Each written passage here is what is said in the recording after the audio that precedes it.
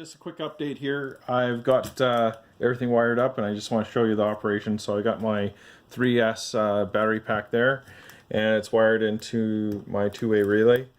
And from there it goes out. This is the blue wire is the antenna wire.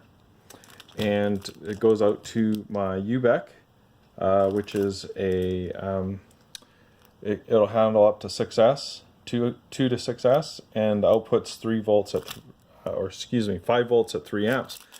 So I just kind of have it soldered together there. My 360-degree camera is set up in drive mode, so the moment it gets power, it's gonna start recording. And I had to do a little bit of a cutaway there to get the plug in. So unfortunately, it's not completely waterproof.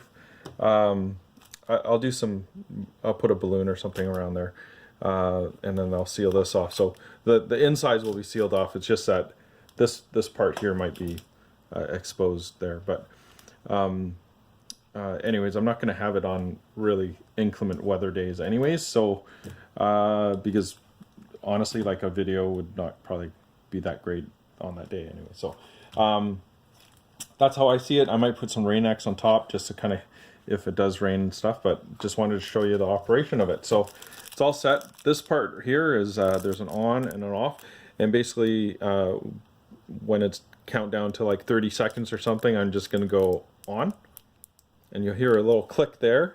You'll see this light come on here, and then this will come on. So 30 seconds left, and race is about to start.